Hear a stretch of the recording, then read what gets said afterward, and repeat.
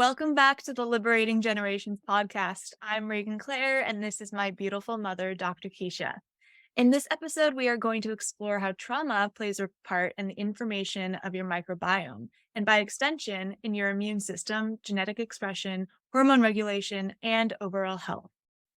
Shivan Sarna is our guest today. She's an author, TV host, investigative journalist, podcaster, health advocate, and dear friend. She's the creator of both the SIBO SOS and the Digestion SOS documentary series, as well as the Gut and Microbiome Rescue Summit and the upcoming Lymphatic Rescue Summit. Welcome to the show. Welcome. Thank you. Thank you so much. It's actually, I've done 10 summits, so it's very easy to go, wait a minute, which one? The Liver and Gallbladder Rescue Summit is coming up.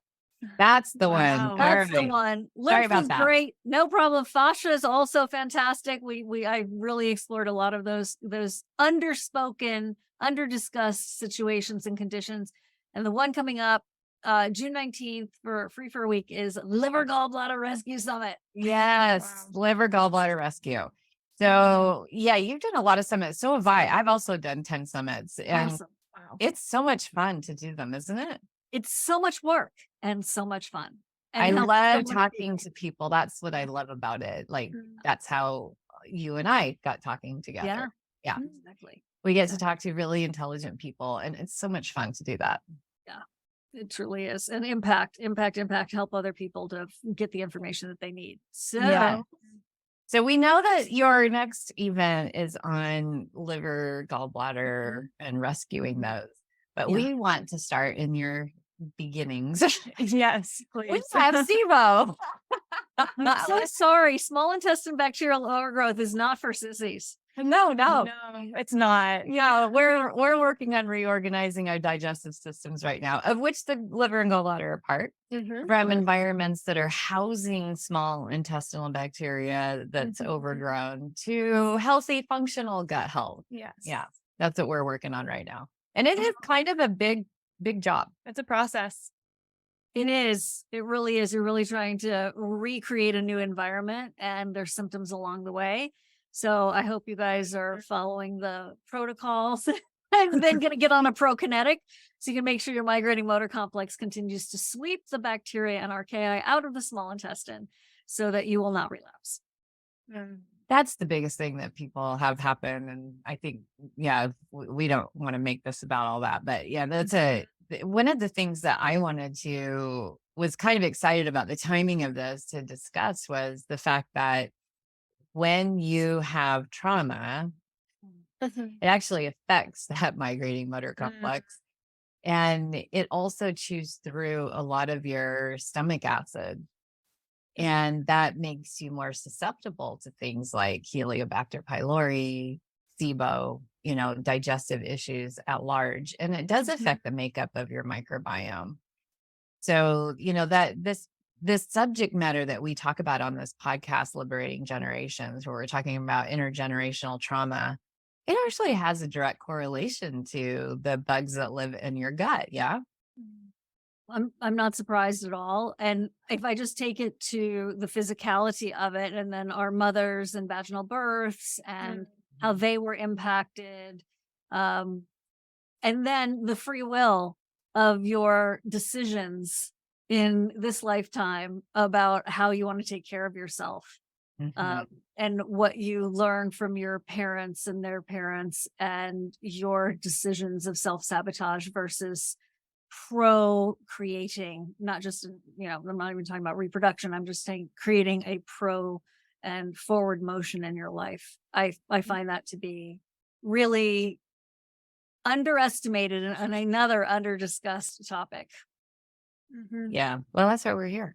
Yeah, I know. Thank goodness. Yeah. So I actually, I know you two know each other, but I don't know much about your story at all. I know my mom calls you the SIBO queen. And Oh my goodness. I was so excited to have you on our podcast today because we're the SIBO sisters. And These are temporary titles, by the way. Yeah, temporary. We're not over identifying. No, we're No, not. we're not. No, we're not. No, we we're want to not. give our crowns away. Thank you. Yeah. Yes.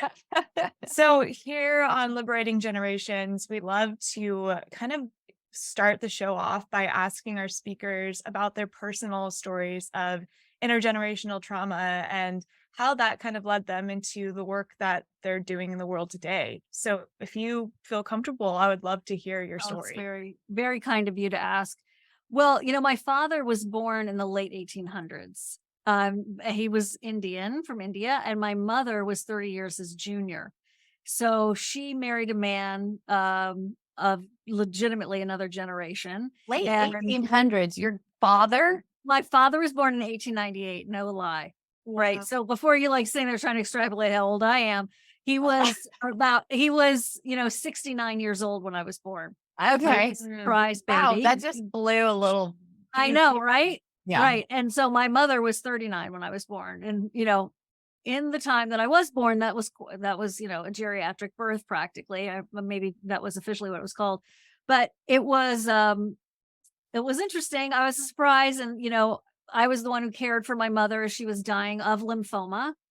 And, and my father died when I was 13. So there are a lot of interesting family dynamics there. I would say my father's father was allegedly an alcoholic. They don't even have this birth records because in India at that time they didn't keep a lot of where he lived in the village was not a lot of great records. Now my dad went on to become an incredibly sophisticated international businessman who was at Kennedy's inauguration. We have pictures of him with Eleanor Roosevelt. I mean, truly an American dream story come true. And then he met my mother through the New York Times in the 50s. And she wouldn't work for him because he wouldn't pay her enough, but he courted her. So, all these classic, fun stories that I think should be turned into a musical. And, everybody's interested, I'll tell them the story. But basically my father's father was an alcoholic. My mother's father was an alcoholic. And it's very interesting to see how that's impacted my two sisters and my life, and how we have become caregivers. We do not have children. The three of us, none of us have children. We all married Virgos. And for what that's worth, they're 8 and 9 years older than I am. And we've all taken a little bit of different path. I started meditating in my 20s. One of my sisters has gone to rehab and is doing brilliantly, 8 years later for alcohol. And my other sister went the Al-Anon route, 12 steps. She never really was a drinker herself, but married an alcoholic, now is married to this wonderful man who's been in recovery for 30 years. So and his parents were a hot mess. So it's interesting because my parents were amazing, loving people who I had this beautiful childhood. And the biggest trauma that happened to me was that my father died when I was 13. And then my mother died in my late 20s. So the grief that I've experienced is different than people my age typically. And also I was her caregiver. And now I'm finding myself caring for the woman who adopted me, who happened to have been my spiritual teacher, who was simply of another generation. And there's been a very interesting set of changing dynamics with that too. So it's a lot of preparation for death, and what that can be very traumatizing, right? Yeah. But it also can be very beautiful and very healing depending on your approach. So it's a little bit different than the typical story because I did not have childhood abuse. I did not have trauma that is in the traditional sense. And also I know everybody's got their own story and it's all different. So I just feel very lucky, but I also, and there's no ands, buts, or ors. I'm very lucky and very blessed. I have a tendency to put my needs aside to care for others at a cost to myself. So that's why I mentioned, when you are caring for yourself for SIBO or another chronic condition, what decisions you make, are they self-sabotaging because you actually don't make that appointment and you don't go to get the test and you don't go get that lab slip filled? Or are they, but you would if it was your daughter, sister, husband, lover, Right. better care of them than you're taking care of yourself. And my mother absolutely had that. When she had lymphoma, and towards the end of her life, I remember her saying to me, Shawnee was my nickname, take good care of you. Like that was her mantra. She wanted me to make sure I could balance my checkbook and that I would have my own money and that I would take good care of me. Like that was one of her mantras because I know she neglected herself and she didn't want that generational behavior carried forward. Yes. Thank you for sharing that. Wow. And I do want to set kind of a ground for us to step from here, that there is no such thing as traditional trauma. Yeah, I know. Yeah. In the adverse childhood experiences study, death of a parent is one of them, right? And so this is part of human trauma, human Yeah. tragedy of moving from the loss of innocence to wisdom. And however that trail goes, it's going to be unique for each person. Yeah. Because I think sometimes what happens, and the reason that I'm saying that and kind of pointing it out for us to be able to work with as we proceed, is people will compare their stories to other people. So tricky. Yeah, like, well, mine's not as bad as this person, and that's so irrelevant. It's just so irrelevant because the child part of you that was hurting, the younger version of you that had pain doesn't want to be run over and dismissed and invalidated, right? That one wants to know that they're witnessed, right? Yeah. And their safety. Yeah, exactly. Yeah. Yeah. So that's it in a nutshell. That really is, and my sisters had a different experience, of course, to your point. They experienced my parents differently, where my parents were super, super busy. And when they were growing up, 8 and 9 years older than I am, but by the time I came around, they were starting to ramp into retirement. So they had more time for me. And that being said, dad died when I was 13. So, and then mother was very traumatized by his death. Oh my gosh. They used to say, she might as well have crawled into the grave after him. It was that turn of events that I believe gave her the lymphoma. Talk about just like her flow, like totally shut down. Yeah. Totally. Well, that's a cultural moray too, right? In certain parts of India where it's like climb up on the pier with your husband. Oh my gosh. Yeah. Well, she was from upstate New York, so she didn't have that mentality, but, that would, maybe in another lifetime that happened because that was definitely a vibration. And She was so in love with him. She was so in certain ways dependent on him. And it was just when women's rights were happening. I have, pictures of her with Bella Abzug in New York. I went to the National Organization of Women's, convention when ERA was going up for vote and stuff as a young girl.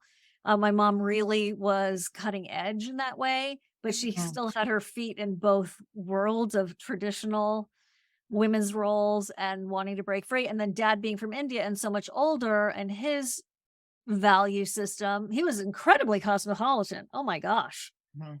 To, not allow her, but to embrace her gifts and her contributions in a way that were non-traditional and traditional at the same time. But she helped with the business. She was a designer herself, and their giftware industry, she contributed tremendously to the Bells of Sarna, which was the name of their company, and they imported bells.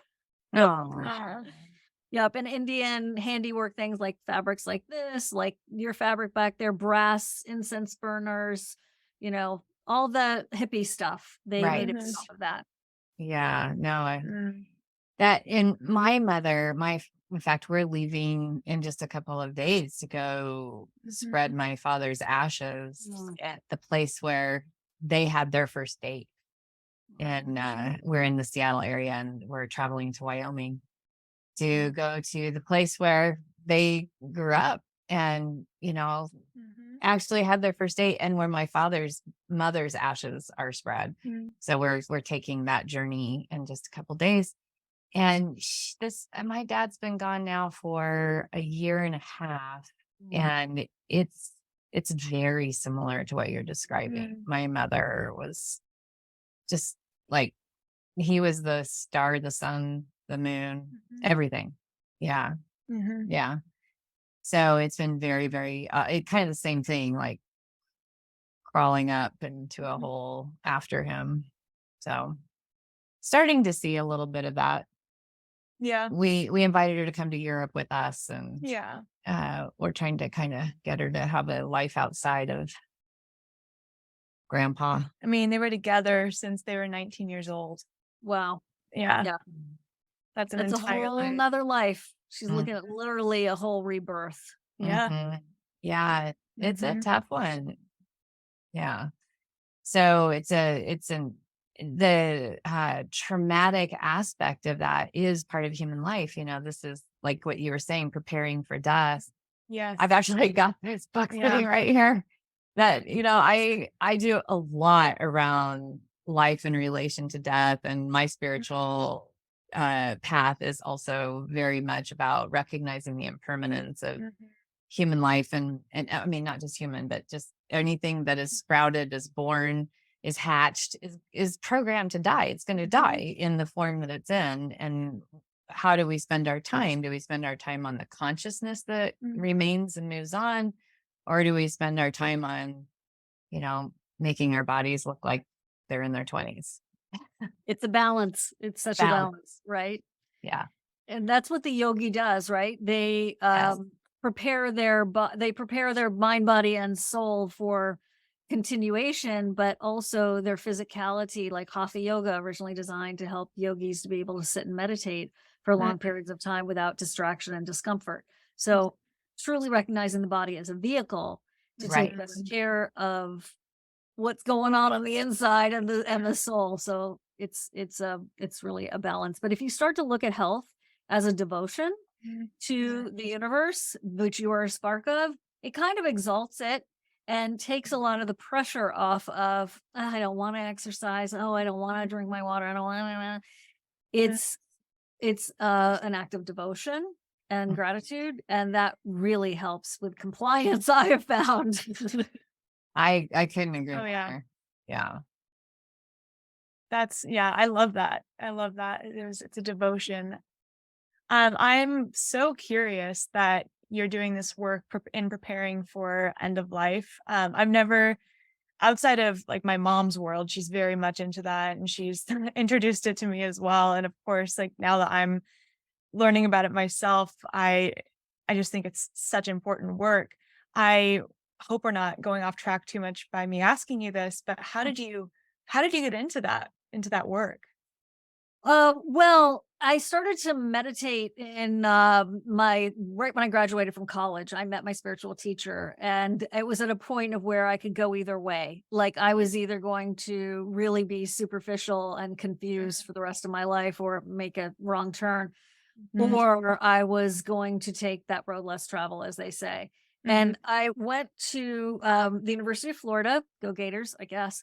And and I was a typical college gal. I was in a sorority. I, really loved my experience there. It was kind of lost, but I adapted. And I remember going.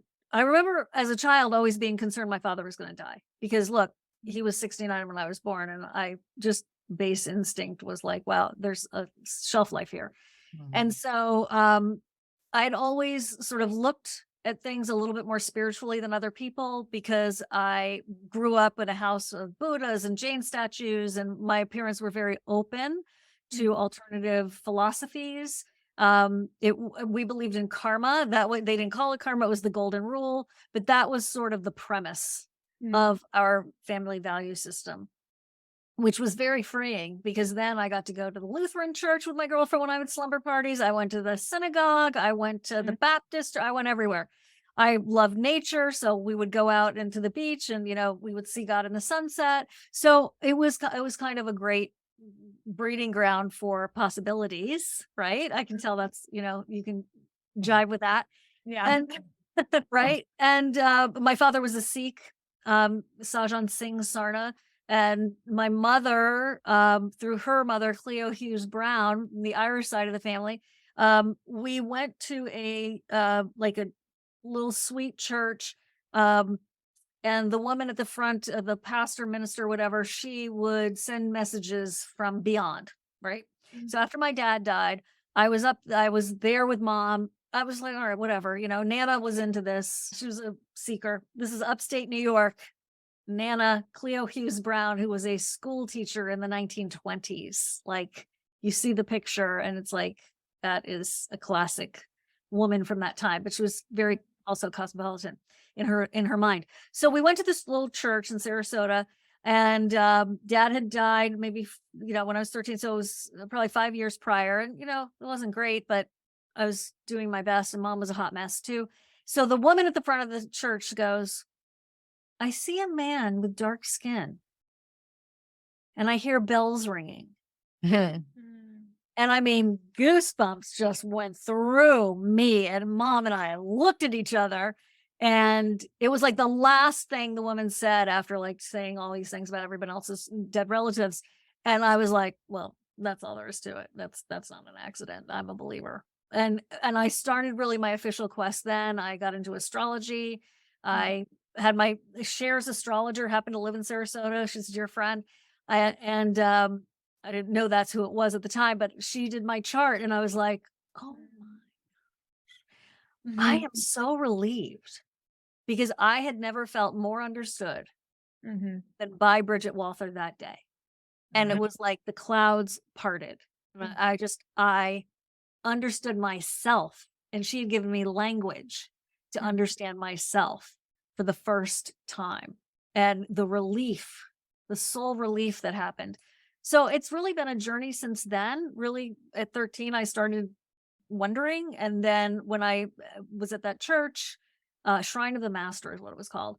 And seeing Bridget, I was 18, 19 at that time. And then started meditating in my like a couple of years later, and have followed Yogananda after reading Autobiography of a Yogi ever since, and became a vegetarian in 1986, well before you were born, many, many years, and stopped drinking that same year. I reached in to get a wine cooler on a Friday night by myself in my little cute apartment, and I was like, what am I doing?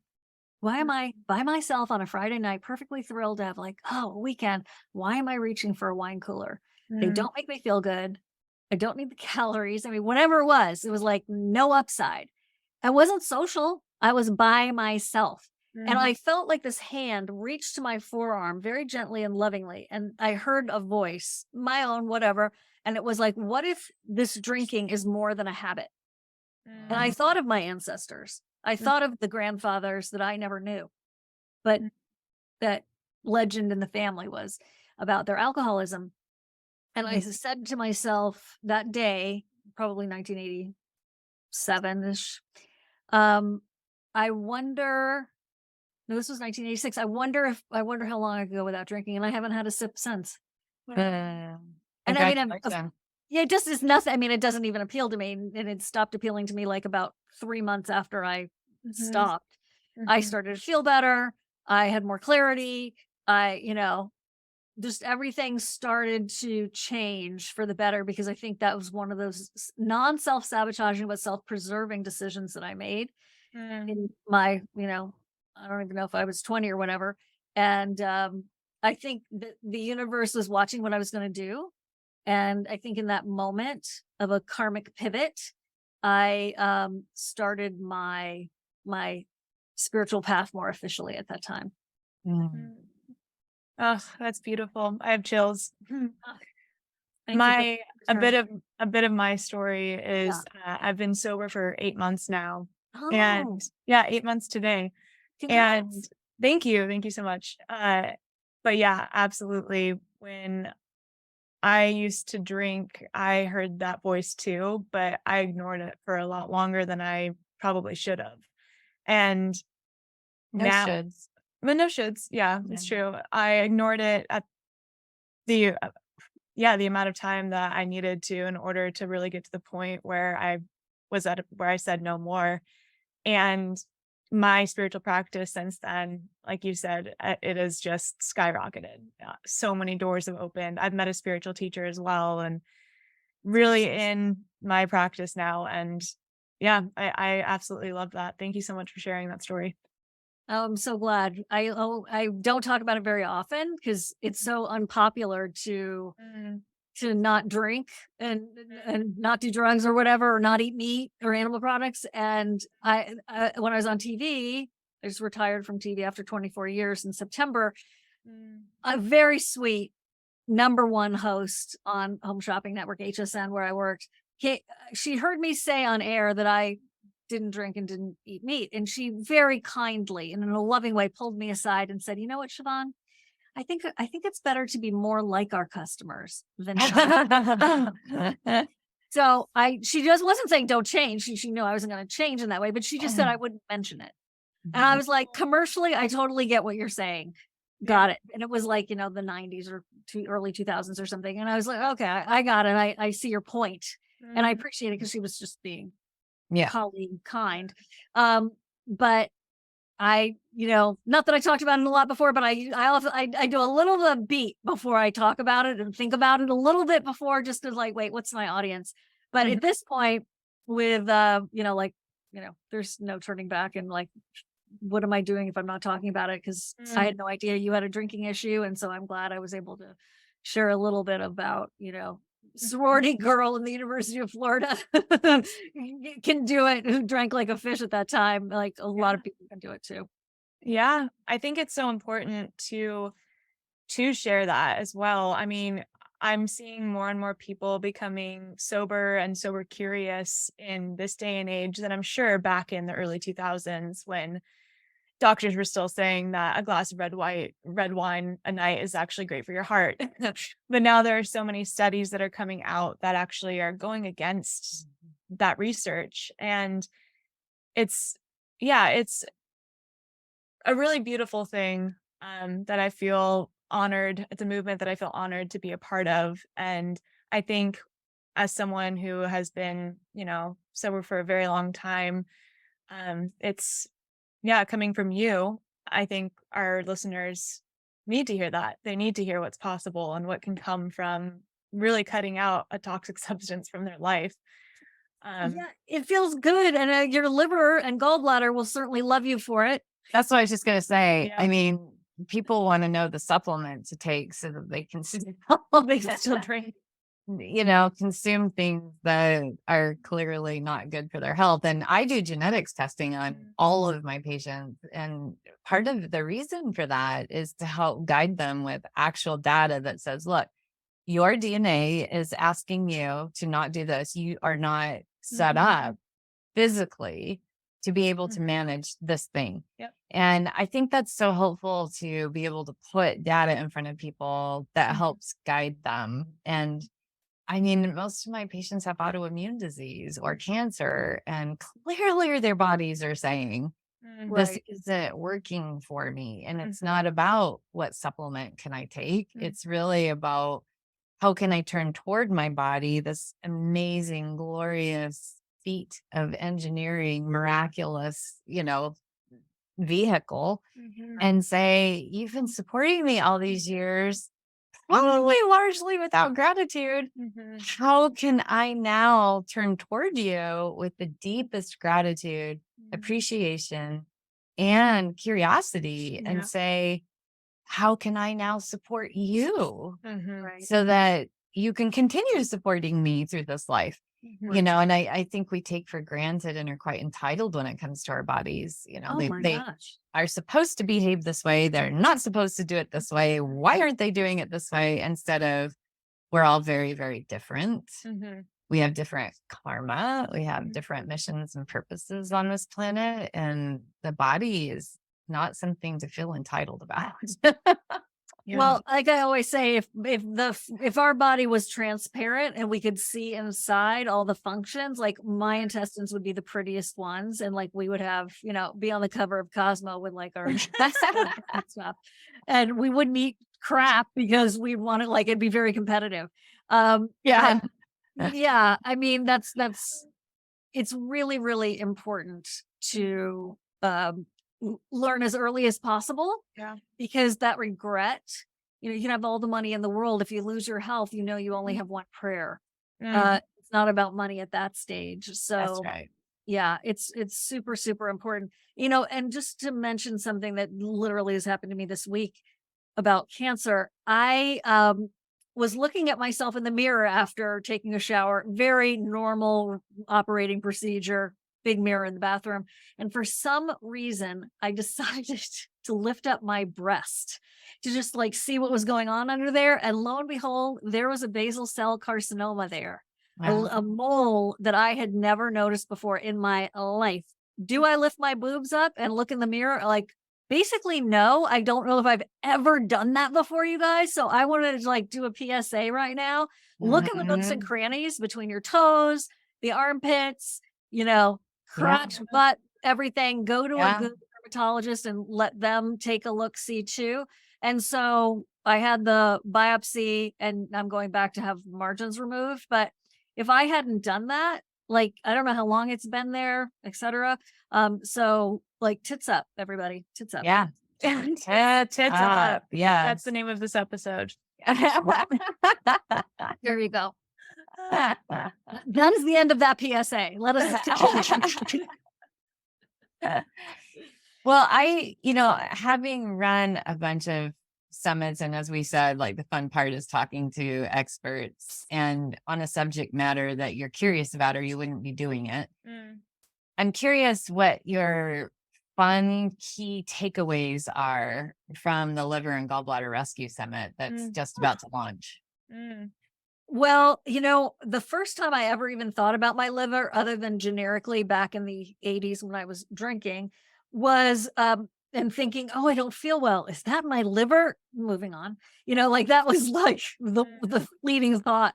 Right. Um, I got into acupuncture about, you know, decades ago, and I had this wonderful doctor, Dr. Her, spelled He, ironically, and she would do that press in that acupuncture spot between my big toe and the next toe, and it always hurt.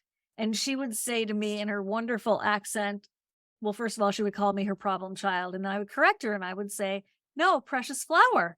And then and then she when we got to that point, she's like, angry. I was like, yes, it hurts like heck. Liver. I'm like, angry. Because we would just have these like word associations when she Right. would do the treatment. So that was really the first time I had thought ultimately about the liver meridian and the relationship of our organs and body systems to our emotions. So I asked several of the speakers to, if they had skill in this area, to talk about Chinese medicine and the meridians and the role that the liver meridian played. Also, so that was very, very interesting. Also, the gallbladder, optional, not optional, yanked, not yanked. We cover that a lot, and how the bile, which is this magical golden elixir in the body, is so important. And Tudka, there's a whole masterclass on Tudka to help with your bile.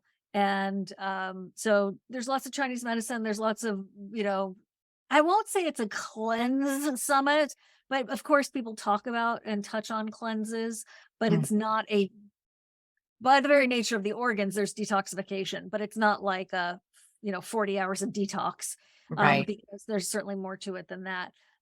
So it's definitely, it's like, you know what it is? It's like a liver gallbladder user's manual. That is what it is like. From Nice. a lot of different perspectives, MDs, nutritionists, naturopaths, chiropractors, people who are like Sinclair Canale, truly detox experts. She cleared on her own body like 10,000 gallstones. And Mm. when she first told me that she cleared 10,000 gallstones, I thought she meant for her clients over time, but no, it was hers. Wow. I was I'm a graduate gemologist, and I was learning how to like use the equipment and the microscopes and stuff. So I was in Fort Lauderdale, Florida for like 7 days, weekend off. And then it was another 7 days in this, again, hotel thing. As a vegetarian, you know, what are you eating? You're eating pasta primavera. What? If it's gluten, like you're really out of luck. So whatever I was eating, which was like maybe eggs every day, which is a whole nother, it's just a whole, I wasn't eating well. So about the 6th day, I really was not feeling well. I'd never been in the hospital before in my life. and I had a gallstone attack in this hotel in Fort Lauderdale, Florida. And let me just tell you, you don't want that to happen to you. So I went to the hospital. Fortunately, my husband was visiting that weekend in between the 2 weeks, and thank God. And so I got admitted to the hospital. They did the barium swallow. They did all these images. It was the middle of the night. It was horrific. And he wanted to take my gallbladder out. The doctor, who was like a hospitalist that just got assigned to me because I was, visiting and all that. And I was like, I don't think so. I'd always been in natural health, but I was not as educated at this point. You were And smarter than me, because after she was born, I had the same problem, and I said, "Oh, okay." Yeah, And it got removed. I'm so sorry. Yeah. I'm so sorry. And it doesn't mean Yeah. that some people shouldn't have them removed. So, and I'm not a doctor. I'm just saying. Oh no, I Yeah. help people keep their gallbladders. Yes, But, that's a worthy mission. it So is. it really is. So I just told the guy, I was like, he goes, listen, I was like, I'm going to check out. I don't even know why I was like this. I was just like intuitively, I was like, something is off. I don't want this organ removed. And what I had was a very small duct. And after the, nuclear medicine that they did, and I had a constellation of tiny gallstones, or tiny, and one had gotten stuck in the duct. And it was like a specific, like really tiny duct. So anyway, he goes, look, don't release yourself, because if you sign out without permission from the hospital or being released, you will be liable for all of this $35,000 where, you're going to be charged. So why don't we just wait until your fever breaks and show me you have another doctor's appointment at home, and I'll, release you. So fine. That's what we did. I'm like not well, but I'm weak. I'm, just like pale, just like really puny. And I go back home, and my doctor, Mr. Dr. Nonchalant, he's like, you're fine. I'm like, what? He was going to take it out. He's like, I looked under the hood and stuff. He goes, yeah, you're fine. Like, dude, what the hell is going on? And how could you two be so inconsistent in your opinions? Anyway, it was my first like direct hit to the traditional hospital experience, which of course can save your life. So I'm not bashing it. No, Right. yeah. Yeah. No, No, absolutely. not at all. I'm If just you're saying, having a heart attack, that is the place to go, everyone. If you have Please broken do. your You broke a heart, bone, that you is the get place to go. yeah, you broke Yep. your bone, you get in there. So it was an interesting experience, and that had started me on my quest to learn about the gallbladder right then and there, and never looked back. Yeah. We had a similar with my mom just in the last year, where I helped her save her gallbladder, and it was against all medical advice. I mean, she was so anxious because every doctor would say, oh, this is going to kill you if you don't get it out, and I was like, Mom, no, that's not accurate, and so, yeah. Anyway, so she still has her gallbladder. And she's still kicking. She's still kicking. That's good. Good to know. Good to know. Yeah. I Well, definitely think getting those scans is a good idea. Get a baseline of your, of your stuff. Totally. Yes, absolutely. So, inspirational message for someone going through chronic illness. They're searching for recovery. What would you say to them to wrap this up? I would say that inch by inch, it's a cinch, and don't give up, because I know the fatigue that can come from chronic conditions. My whole company is called Chronic Condition Rescue because I had so much stuff wrong with me. Okay. And I was in a moldy building for 24 years and didn't know it. So there is that.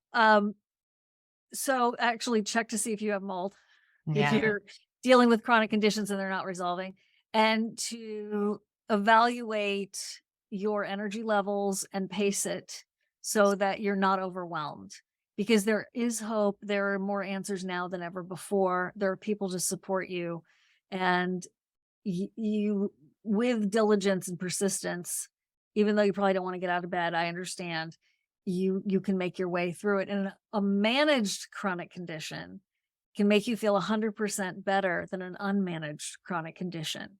So living with a label of a chronic condition, like, okay, work with that and know that if you manage it, you can really improve how you feel. So don't give up. Beautiful. Beautiful. I would add to that, test, don't guess. We have alluded to that again and Yes. again, but please don't. Yeah, everyone is very different. Mhm. Don't just take blog posts from the internet and apply them Yeah. to you and think Yeah. that one size fits all. It's really, really important for Yeah. you to do your own testing and see what's going on. Yeah. And I love that you test for DNA with everybody, all of your clients, because the first time I did that, it was almost like that astrological reading I had back in the day. I was like, oh, Yeah. liver detox pathways suck. Got it. Doesn't that's my identity. It They makes win that. sense. Yeah. Yeah. Yeah. All the cool kids. On the So, focus. yeah, it really dictated a lot of my decisions that did not require any more stress or hand wringing Yeah. because it was right there. It was like clarity. And that is a huge relief. That is a huge Mm. relief and very empowering to take action. Well, and I Mhm. think, SIBO is a great example of this, but so is fatty liver. And so are a number of other, like every autoimmune disease there is and cancers.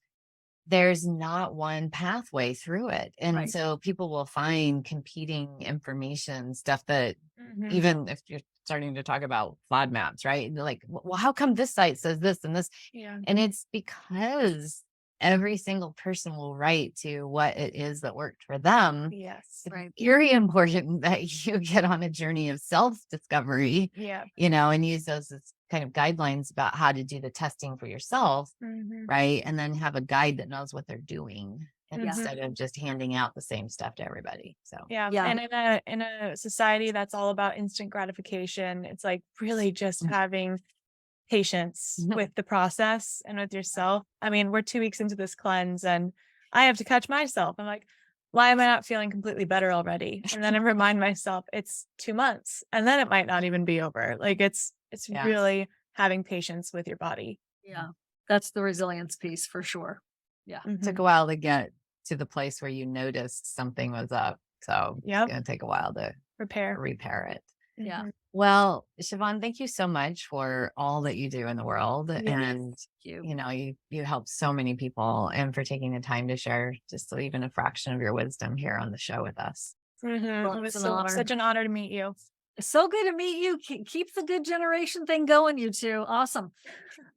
And we'll Thank put you. the registration with the show notes for the Liver and Gallbladder Rescue Summit. Sounds Yes. great. All right. And take care. Lots of love. Thank you. Till next time, everyone. Be well.